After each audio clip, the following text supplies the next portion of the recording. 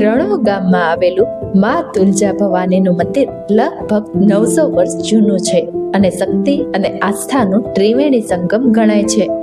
આ મંદિર વડોદરા જિલ્લાના પાદરા તાલુકાના રણો ગામમાં સ્થિત છે અને ગુજરાત રાજ્યમાં પ્રસિદ્ધ છે.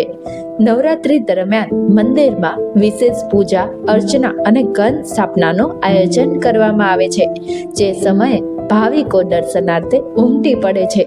વડોદરાથી 23 કિલોમીટરના અંતરે અને પાદરાથી 7 કિલોમીટરના અંતરે રણો ગામ આવેલું છે. નાના ગામ રણોના પ્રાચીન મંદિરમાં 900 વર્ષથી મા તુલજા ભવાની બિરાજે છે. મંદિર પાસે આવેલા માન સરોવરનું ખોદકામ કરવામાં આવ્યું ત્યારે માતાજીની મૂર્તિ મળી આવતા નાની દેરી બનાવી તેમની સ્થાપના કરવામાં આવી હતી.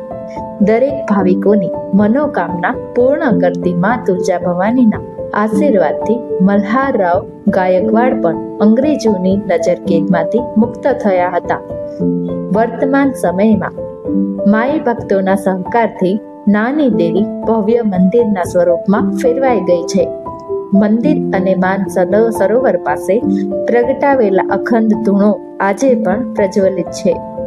તુલજા ભવાની માતાજીના મંદિરે રવિવારે અનેક ભાઈ ભક્તો આવે છે.